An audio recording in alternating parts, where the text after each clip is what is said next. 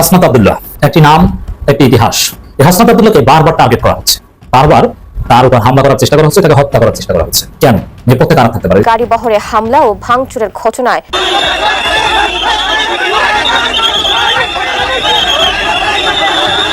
ছাত্রলীগ সভাপতিকে গ্রেফতার করেছে র্যাব। ফাইনালি শেখ হাসিনার জন্য সবচেয়ে বড় দুঃসংবাদ হচ্ছে যেগুলোতে আওয়ামী লীগের শিকড় জড়িত, বাংলাদেশের ইতিহাস জড়িত, সেখানেও কিন্তু ছাত্রলীগের সভাপতিকে গ্রেফতার করেছে র্যাব 2। হামলার ঘটনায় অভিযুক্ত মোহাম্মদ সাদ্দামকে র্যাব গ্রেফতার করেছে। র্যাব হই হই রই রই আওয়ামী লীগ গেল কই। জুলাই আগস্টের তরুণ তরুণীদের মাঝে আরেকটি ঈদের আমেজ ফিরিয়ে দিয়েছেন তারা। সকালে এই কথা জানিয়েছেন আইন উপদেষ্টা আসিফ নজরুল। আওয়ামী লীগের বাড়াবাড়ি কোন পর্যায়ে যাচ্ছে এই হামলাটা তার একটা মোটামুটি নিশ্চিত প্রমাণ। খুব দ্রুত এই সন্ত্রাসীদেরকে গ্রেফতার করে বিচারের আওতায় আনতে হবে। এই ঘটনাটা ঘটেছে, এই ঘটনা কেন ঘটলো, কারা এই কাজ করলো, কোন প্রেক্ষাপটে এই কাজ করলো। ঘটনায় জড়িতরা যারাই হোক, ভারতের হোক, পাকিস্তানের হোক, এখানে যে রাজনীতি কানেক্টেড এটা সম্পর্কে আর কোনো ভুল নেই। এবার গোয়েন্দা তথ্য সঠিক প্রমাণিত হয়েছে। সেনাপ্রধান ওয়াকারুজ্জামান ঠান্ডা মাথায় একটু খেলে যাচ্ছেন দেশের এই ক্লান্তি লগ্নে ঠান্ডা মাথা খেলার সুযোগ পেয়েছেন। রাজনৈতিক দলগুলার মাথার উপরে একটু কাঁঠাল রেখে কাঁঠাল খাওয়ারও চেষ্টা করছেন বলে আমরা মনে করছি। কিন্তু আমার সূত্র আমাকে জানিয়েছে যে আজকে কাতারে ভারতীয় জাতীয় নিরাপত্তা উপদেষ্টা অজিত দোভালের সাথে বাংলাদেশের সেনাপ্রধান জেনারেল ওয়াকারের একটি গোপন বৈঠক অনুষ্ঠিত হয়েছে। দর্শক, আপনাদেরকে বলেছিলাম যে চীন খুব অ্যাগ্রেসিভলি চাচ্ছে যে বাংলাদেশি রোগীদেরকে তাদের দেশে নিয়ে যাওয়া, বাংলাদেশিদের জন্য চিকিৎসা ভিসা প্রক্রিয়ায় বিশেষ সুবিধা বা গ্রিন চ্যানেল চালু করেছে ঢাকাস্থ চীনা দূতাবাস। আসসালামু আলাইকুম প্রিয় দর্শক, বর্তমান সময়ের রাজনৈতিক প্রেক্ষাপট বা পরিস্থিতির উপর বিশ্লেষণ করে আপনাদের সামনে কিছু গুরুত্বপূর্ণ ভিডিও ফুটেজ নিয়ে হাজির হয়েছি। এমনকি দর্শক, আমি আশা করছি যারা ভিডিওটি অন করেছেন তারা সম্পূর্ণ ভিডিওটি মনোযোগ সহকারে দেখবেন, তাহলেই বুঝতে পারবেন ভিডিওর মূল রহস্য বা আসল ঘটনাগুলো। তো প্রিয় দর্শক, আমি আর বেশি কথা বাড়াতে চাই না, চলুন দেখে আসি আজকের সেই কাঙ্ক্ষিত ভিডিওগুলো। তবে তার আগে বলি, যারা এখনও চ্যানেলটি সাবস্ক্রাইব করেননি তারা চ্যানেলটি সাবস্ক্রাইব করে পাশে থাকা বেল আইকনটি বাজিয়ে দেবেন, আর যারা ইতিমধ্যে সাবস্ক্রাইব করে রেখেছেন তাদেরকে অসংখ্য ধন্যবাদ। তো চলুন দর্শক, একটা লাইক দিয়ে আমরা ধারাবাহিকভাবে সকল ভিডিওর বিস্তারিত আলোচনা দেখে আসি। হাসনাত আব্দুল্লাহ কোনো রাজনৈতিক দলের নেতা নয়, বা তাকে কোনো রাজনৈতিক দলের নেতা হিসেবে কল্পনা করবেন না। হাসনাত আব্দুল্লাহ জুলাই বিপ্লবের নায়ক, হাসনাত আব্দুল্লাহ জুলাই বিপ্লবের ফেস। এবং আপনি যদি এই মুহূর্তে আমাকে প্রশ্ন করেন যে জুলাই বিপ্লবকে সবচাইতে বাংলাদেশের মধ্যে, এই 16 কোটি বাংলাদেশের মানুষের মধ্যে জুলাই বিপ্লবকে সবচাইতে বেশি ধারণ করে কি, আমি বলবো সেই ব্যক্তি হাসনাত আব্দুল্লাহ, যার কথা যে জুলাই বাঁচলে সে বাঁচবে, জুলাই মরলে সে মরবে। এবং হাসনাত আব্দুল্লাহ, আপনি দেখেছেন বাংলাদেশের যখন প্রশ্ন আসছে, যখন ডক্টর মোহাম্মদ ইউনূস বলছে যে আওয়ামী লীগ নির্বাচন করবে কিনা, আওয়ামী লীগ সিদ্ধান্ত দিবে, হাসনাত বলছে যে মিস্টার ইউনূস, আমরা মানি না, আমরা আওয়ামী লীগকে রাজনীতি করতে দেব না। যখন ক্যান্টনমেন্টে বসে রিফাইন্ড আওয়ামী লীগ, আবার বলছি, ক্যান্টনমেন্টে বসে রিফাইন্ড আওয়ামী লীগ নামে নতুন প্রজেক্ট নিয়ে আসার চেষ্টা করা হয়েছে বা প্রস্তাব দেওয়া হয়েছে, ভারতের প্রচেষ্টায় হোক বা অন্য কারো প্রচেষ্টায় হোক, হাসনাত আব্দুল্লাহ মুখের উপর বলে আসছে আমরা মানি না। হাসনাত আব্দুল্লাহ, আপনি দেখেছেন যে রিসেন্টলি নারী কমিশন বেশ কিছু কোরআন এবং হাদিসের সাথে সাংঘর্ষিক বেশ কিছু রিপোর্ট এই নারী কমিশন প্রস্তাব করেছে। হাসনাত আব্দুল্লাহ বলেছে আমরা মানি না। হাসনাত আব্দুল্লাহ বাংলাদেশকে ধারণ করে, হাসনাত আব্দুল্লাহ বাংলাদেশের মুখ। সেই জায়গায় আপনি সবকিছু বাদ দেন, আপনি সবকিছু ফালাই দেন। হাসনাত আব্দুল্লাহ জুলাই বিপ্লবের একজন সামনের সারির যোদ্ধা, একজন সামনের সারির সমন্বয়ক, যে এই জুলাই বিপ্লবকে নেতৃত্ব দিয়েছে। সেই হাসনাত আব্দুল্লাহর উপরে আজকে গাজীপুরে হামলা করা হয়েছে, যখন এই বাংলাদেশে জুলাই বিপ্লবের পরে, জুলাই বিপ্লবের ফসল হিসেবে যেই সরকারটা এখন রাষ্ট্র ক্ষমতায় আছে, সেই জায়গায় দাঁড়িয়ে যদি হাসনাতকে প্রোটেক্ট করা না যায়, যদি হাসনাতকে রক্ষা করা না যায়, যদি সার্জিসকে নাহিদকে রক্ষা করা না যায়, তাহলে আমাদের এই জুলাই বিপ্লব টিকবে না। আর জুলাই বিপ্লব যদি না টিকে, তাহলে আগামী বাংলাদেশে কি ঘটতে পারে আমরা কল্পনাও করতে পারি না।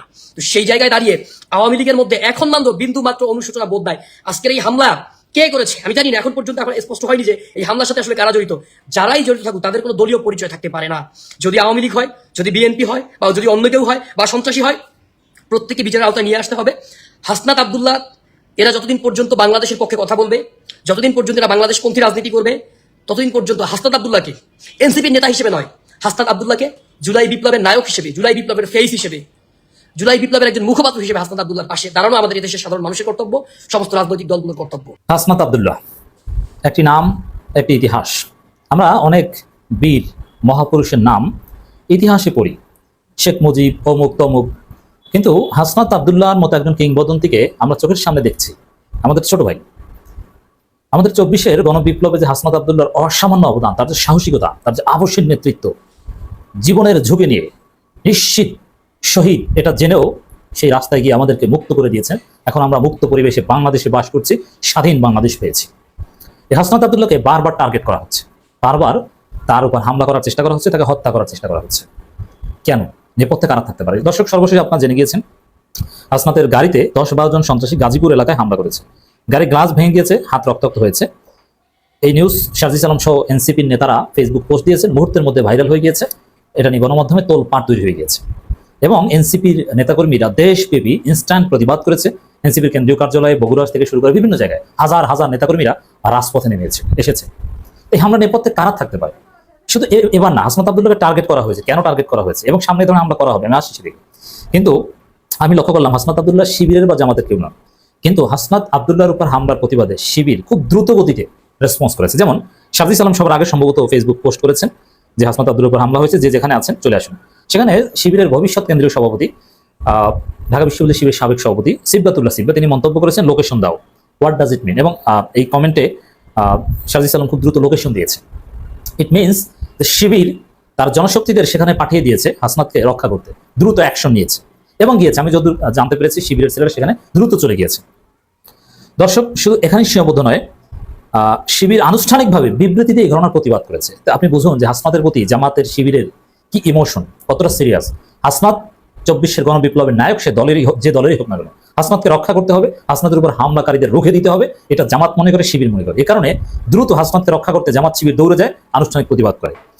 দর্শক, আমিরে জামাত নিজে ফেসবুক পোস্ট দিয়ে এটার প্রতিবাদ করেছেন। আপনি চিন্তা করেন, ডাক্তার শফিকুর রহমানের মতো একজন নেতা, যিনি এই মুহূর্তে বাংলাদেশের সবচেয়ে বড় দল কিংবা দ্বিতীয় বৃহত্তম দলের নেতা, বিএনপির কেউ এই বিষয়ে কথা বলেছে কিংবা বলবে না? তারা তো মনে মনে খুশি। তো এটা একটা সন্দেহের বিষয়, এটা একটা পয়েন্ট টু বি নোটেড যে বিএনপির লোকজন খুশি কেন। দর্শক, আমিরে জামাত লিখেছেন ফেসবুকে, গাজীপুরে হাসনাত আব্দুল্লাহর গাড়িতে হামলা নিন্দা জানাই। হাসনাত আব্দুল্লাহ এর উপরে যে বা যারা হামলা করছে এটা কাপুরুষোচিত, প্রতিবাদী কণ্ঠ হয়ে কখনো হামলা করে থামানো যায় না। জানি না হাসনাত আব্দুল্লাহ কাদের চোখের বালি কিংবা পথের কাটা, তবে এটা কোনো রাজনৈতিক আচরণ নয়, নিঃসন্দেহে এটা সন্ত্রাসী কার্যকলাপ। আমিরে জামাত এই বিষয়টা নিয়ে ফেসবুক পোস্ট করেছেন, মানে আমিরে জামাত এটাকে সর্বোচ্চ গুরুত্ব দেন। It's very important. দর্শক, গাজীপুরে হাসনাত আব্দুল্লাহ তার সহযোগীদের উপর হামলার নিন্দা প্রতিবাদ জানায়। দ্রুত সন্ত্রাসীদের গ্রেপ্তার ও বিচারের আওতায় আনতে হবে। এটা হচ্ছে ইসলামী ছাত্র শিবিরের ইনস্ট্যান্ট প্রতিবাদ গণমাধ্যমে পাঠিয়েছে। ফেসিবাদ বিরোধী আন্দোলনে যারাই আমাদের সহযোগী, তাদের কারো উপর হামলা হলে আমরা জুলাই যোদ্ধারা একসাথে তা প্রতিরোধ করবো ইনশাআল্লাহ। এর মানে হাসনাত আব্দুল্লাহকে রক্ষায় শিবির হাসনাত আব্দুল্লাহর পাশে ছিল এবং থাকবে, প্রয়োজনে রাজপথে নামবে। ৩৭ জুলাই পরবর্তী বাংলাদেশে পুরাতন কিংবা নব্য ফেসিস্ট কাউকে ন্যূনতম ছাড় দেওয়া হবে না। জাহিদুল ইসলাম কেন্দ্রীয় সভাপতি, বাংলাদেশ ইসলামী ছাত্র শিবির। এটা গণমাধ্যমে পাঠিয়েছে শিবির। তো দর্শক, দেখলেন যে হাসনাতের স্পটে হামলার স্পটে যাওয়ার লোকেশন খোঁজা এবং সেখানে যাওয়া, এরপরে খুব দ্রুত গতিতে জামাতের একেবারে সর্বোচ্চ নেতৃত্বের পক্ষ থেকে এবং শিবিরের সর্বোচ্চ নেতৃত্বের পক্ষ থেকে এরকম প্রতিবাদ, এটা প্রমাণ করে যে হাসনাত আব্দুল্লাহর প্রতি জামাত শিবিরের কমিটমেন্ট কতটা স্ট্রং। নাইস। এটাই হচ্ছে আমাদের বিপ্লব পরবর্তী রাজনীতি। কোনো বিপ্লবীকে কেউ খেয়ে ফেলতে চাইলে সব বিপ্লবীরা মিলে একসাথে ঝাঁপিয়ে পড়তে হবে, রক্ষা করতে হবে। কিন্তু আমার প্রশ্ন, জামাত বা শিবিরের কারোর উপর যদি হামলা করা হয়, তাহলে কি এনসিপি বা অন্য সবাই এভাবে জেগে উঠবে? জেগে ওঠা উচিত। এখন দর্শক, কারাই হামলা করতে পারে? আমি প্রথমে সন্দেহ করব এটা আওয়ামী লীগের কাজ হতে পারে, কারণ বিএনপিকে তো ম্যানেজ করে ফেলেছে, এমনকি জামাতকেও ম্যানেজ করে ফেলেছে যে আওয়ামী লীগ নিষিদ্ধ করা যাবে। আওয়ামী লীগ নিষিদ্ধের বিষয়ে জামাত বিএনপি কিছু বলে না। এখন আওয়ামী লীগ যদি নিষিদ্ধ হয়, সেটা ওই এনসিপি হাসনাত আব্দুল্লাহদের কারণে হতে হবে। হেফাজতের সমাবেশে যে আওয়ামী লীগ নিষিদ্ধের কথা বলেন, এই হাসনাত আব্দুল্লাহরা আলাদা সমাবেশ করেন। আবার সেনাপ্রধান অনেককে ম্যানেজ করতে পারেন, যেমন শারজিসকে অনেকটা ম্যানেজ করেছিলেন, বা রিফাইন্ড আওয়ামী লীগ প্রজেক্টে অনেককেই ম্যানেজ করে ফেলেছেন। কিন্তু হাসনাতকে কোনোভাবে ম্যানেজ করা যাচ্ছে না। কারণ হাসনাত আব্দুল্লাহকে ম্যানেজ করা যাচ্ছে না মানে এনসিপিকেও ম্যানেজ করা যাবে না। হাসনাতদের কারণে এনসিপিকে ম্যানেজ করতে পারবে না। এর মানে এই হাসনাতদের কারণে হয়তো আওয়ামী লীগকে নিষিদ্ধ হওয়া লাগতে পারে। এমনকি আন্তর্জাতিক সম্প্রদায় যেহেতু কেউই নিষিদ্ধ চায় না ইন রিয়ালিটি, তো প্রফেসর ইউনূস যেহেতু আন্তর্জাতিকতায় বিশ্বাসী, তিনি নিষিদ্ধ করতে চাইবেন না। তো এই জন্যে হাসনাত আব্দুল্লাহদের যে অনর অবস্থান, এই কারণে ডক্টর ইউনূস আন্তর্জাতিক সবার মতামত উপেক্ষা করে আওয়ামী লীগকে নিষিদ্ধ করতে পারেন, লাগতে পারে। তা আওয়ামী লীগ বাঁচার জন্য এই হাসনাত আব্দুল্লাহদের উপর হামলা করে তাদেরকে দমিয়ে দেওয়ার চেষ্টা করতে পারে, তাদেরকে হত্যা করার বা টার্গেট কিলিং এর দিকে যেতে পারে। এখানে আওয়ামী লীগ এরা জড়িত থাকবে, এটা প্রথম সন্দেহ। দ্বিতীয় হচ্ছে বিএনপিকেও সন্দেহের ঊর্ধ্বে রাখা যাবে না, কারণ বিএনপি এখন ক্ষমতার জন্য পাগল হয়ে গিয়েছে। তারা দ্রুত নির্বাচন আদায় করতে, ডক্টর ইউনূসকে ব্যর্থ করতে নানা ষড়যন্ত্র করছে। তারা নিজেরা নিজেদেরকে হত্যা করছে। সেখানে হাসনাত আব্দুল্লাহদের প্রতি বিএনপির চাঁদাবাজরা খুব ক্ষিপ্ত। গাজীপুরে মারাত্মক অ্যামাউন্টের চাঁদাবাজি হয়, এটার বিরুদ্ধেও হাসনাতদের উপর অনেক রাগ ক্ষোভ বিএনপির লোকজন রয়েছে। অর্থাৎ তাদেরকে সন্দেহের চোখে রাখতে হবে। এখন সিসিটিভি ফুটেজের যুগ, এটা খুঁজে বের করা সম্ভব আমি মনে করি। তো দর্শক, এখানে ওই আওয়ামী পুলিশরা, সাবেক ওসি একজন ওসি আলমগীর, তিনি মন্তব্য করেছেন পুলিশ পৌঁছাবে কি করে, মানে হাসনাতকে রক্ষা করতে পুলিশ পৌঁছায়নি, পুলিশ পৌঁছাবে কি করে, পুলিশকে তো তোরা হত্যা করে ব্রিজের সাথে ঝুলিয়ে রেখেছিল, এখন দেখো পুলিশ কাজে লাগে কিনা। এর মানে এই আওয়ামী লেসপেন্সাররা এই হামলায় খুশি, এরা জড়িত থাকতে পারে। হামলাকারীদেরকে চিহ্নিত করে কঠিন ব্যবস্থা নিতে হবে এবং আমাদের সবাইকে রুখে দাঁড়াতে হবে, হাসনাতদের রক্ষা করতে। হাসনাতরা বাঁচলে বাংলাদেশ বাঁচবে, আমাদের বিপ্লব বাঁচবে। দর্শক, আপনাদেরকে বলেছিলাম যে চীন খুব অ্যাগ্রেসিভলি চাচ্ছে যে বাংলাদেশি রোগীদেরকে তাদের দেশে নিয়ে যাওয়া, অথবা বাংলাদেশে তারা যখন কি হাসপাতাল করবে এমন এমন সব হাসপাতালের পরিকল্পনা করছে যাতে বাংলাদেশি রোগীদের আর ভারতে, থাইল্যান্ডে বা সিঙ্গাপুরে যেতে না হয়। এখন দেখেন তারা কি করছে, আপাতত ফার্স্ট স্টেপে, যেহেতু এখানে তাদের কোনো হাসপাতাল নেই, সুতরাং এখন চীনেই খুব সুলভে এবং কম খরচে একটা চিকিৎসার ব্যবস্থা করেছে, এবং এই জন্য একদিনেই তারা ভিসা দিয়ে দেবে। এই জন্য একটা আলাদা চ্যানেল তারা খুলেছে, যেটা নাম দিচ্ছে তারা গ্রিন চ্যানেল। অর্থাৎ চিকিৎসা প্রার্থীরা তারা ভিসা সাবমিট করবে, একদিনের মধ্যেই তারা ভিসা পেয়ে যাবে। বাংলাদেশিদের জন্য চিকিৎসা ভিসায় গ্রিন চ্যানেল চালু করলো চীন। বাংলাদেশিদের জন্য চিকিৎসা ভিসা প্রক্রিয়ায় বিশেষ সুবিধা বা গ্রিন চ্যানেল চালু করেছে ঢাকাস্থ চীনা দূতাবাস। এই ব্যবস্থার অধীনে ভিসার জন্য আবেদনকারীদের নথিপত্রের প্রক্রিয়া আরো সহজ এবং দ্রুত ভিসা প্রদানের ব্যবস্থা নেওয়া হবে। রোববার বাংলাদেশে ঢাকার চীনা দূতাবাসের ওয়েবসাইটে এক বিবৃতিতে এই তথ্য জানানো হয়। বিবৃতিতে বলা হয়েছে, গত মার্চ মাসে বাংলাদেশের অন্তর্বর্তী সরকারের প্রধান উপদেষ্টা অধ্যাপক মোহাম্মদ ইউনূস চীন সফরের সময় দুই দেশের নেতাদের মধ্যে স্বাস্থ্য সহযোগিতা বৃদ্ধি এবং কর্মী বিনিময় সহজ করার বিষয়ে ঐকমত্য হয়েছিল। তারই অংশ হিসেবে এই পদক্ষেপ নেওয়া হয়েছে। এতে বলা হয়, এই উদ্যোগের আওতায় এখন থেকে বাংলাদেশের লাইসেন্সপ্রাপ্ত ট্রাভেল এজেন্সিগুলো চিকিৎসার উদ্দেশ্যে চীনগামী যাত্রীদের ব্যাংক ডিপোজিট সার্টিফিকেট ও আত্মীয়তার প্রমাণপত্র গ্যারান্টি হিসাবে দিতে পারবে। যাত্রীদের যদি ডিপোজিট সার্টিফিকেট থাকে আর আত্মীয়তার প্রমাণপত্র যদি ট্রাভেলগুলো যদি দিতে পারে, এই জন্য আর পররাষ্ট্র মন্ত্রণালয় থেকে ডকুমেন্টেশন অথেন্টিকেশনের প্রয়োজন হবে না। আগে ওই পররাষ্ট্র মন্ত্রণালয় থেকে আবার ডকুমেন্ট গুলো অথরাইজ করা লাগতো, এখন সেটা লাগবে না, ট্রাভেল এজেন্সিগুলোই পারবে। এছাড়া মেডিকেল ভিসার জন্য ভিসা কেন্দ্রে একটি আলাদা কাউন্টার চালু করা হয়েছে, যেখানে আবেদনকারীরা অপেক্ষা না করেই সরাসরি ডকুমেন্ট জমা দিতে পারবেন এবং জরুরি চিকিৎসার ক্ষেত্রে একদিনেই ভিসা পাওয়ার ব্যবস্থাও রাখা হয়েছে। গ্রিন চ্যানেল ব্যবস্থায় আবেদনকারীদের সাক্ষাৎকার দেওয়ার ক্ষেত্রেও অগ্রাধিকার থাকবে।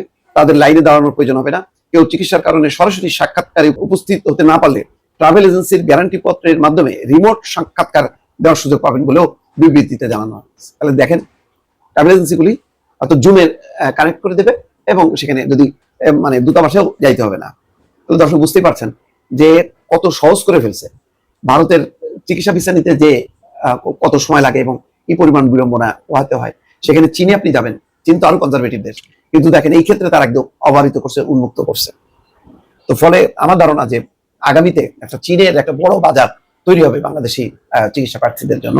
সেখানে চীন লাভবান হবে, বাংলাদেশি যারা রোগী উন্নত চিকিৎসা পেতে চান, ভালো চিকিৎসা পেতে চান, তারাও একটা আস্থার জায়গা পাবেন। মানে ভারতের থেকেও অনেক অনেক উন্নত চিকিৎসা চীনে। সুতরাং চীনের ক্ষেত্রে, এই ক্ষেত্রে চীনের সাথে বাংলাদেশের একটা সংযুক্তি খুব দ্রুত গড়ে উঠবে বলে আশা করা হচ্ছে। দর্শক, সেনাপ্রধান ওয়াকারুজ্জামান ঠান্ডা মাথায় একটু খেলে যাচ্ছেন দেশে।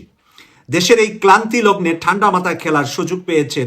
রাজনৈতিক দলগুলার মাথার উপরে একটু কাঁঠাল রেখে কাঁঠাল খাওয়ারও চেষ্টা করছেন বলে আমরা মনে করছি। কি কারণে মনে করছি প্রিয় দর্শক, আপনারা দেখুন যে সেনাপ্রধান ওয়াকারুজ্জামান জন্মস্ব লগ্ন থেকে সে জন্মসূত্রেই বলা চলে যে আওয়ামী লীগ পরিবারের সন্তান।